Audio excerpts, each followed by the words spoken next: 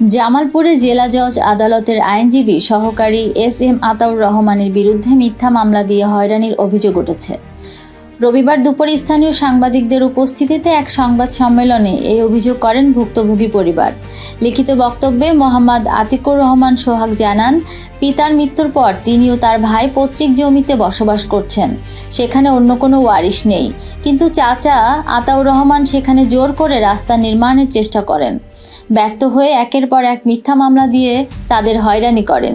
তিনি জানান, আদালতে এইসব মামলা মিথ্যা প্রমাণিত হয়েছে এবং প্রতিবারই আতাউর রহমানের বিপক্ষে রায় দিয়েছে আদালত। এতে ক্ষিপ্ত হয়ে তিনি পেশি শক্তি প্রয়োগ করেছেন বলেও অভিযোগ করেছেন আতিকুর। ভুক্তভোগী মিজানুর রহমান শাহিন বলেন, এস.এম. আতাউর রহমান আমার বিরুদ্ধে একাধিক মিথ্যা মামলা করেছে। মামলা মোকাবেলায় আমি আজ নিঃস্ব। আমি এর বিচার চাই। অভিযোগের বিষয়ে এস.এম. আতাউর রহমান বলেন, তার জমির সাথে আতিকুরদের জমির কোনো সংযোগ নেই। তিনি দাবি করেন, ভুক্তভোগীরা আদালতে ঘুষ দিয়ে রায় পেয়েছেন। সংবাদ সম্মেলনে প্রিন্ট, ইলেকট্রনিক ও অনলাইন মিডিয়ার সাংবাদিকরা উপস্থিত ছিলেন। আইনজীবী সহকারী হওয়ার সুবাদে সে আমাদের কাছে বিভিন্ন সময় আমাদের রাস্তা দাবি করে আসছে, যেটা তার কোনোভাবেই প্রাপ্য নয়। আমাদের জমি এবং তার জমি পাশাপাশি এগুলো দাগ, খতিয়ান, সিএসআররা সব আলাদা।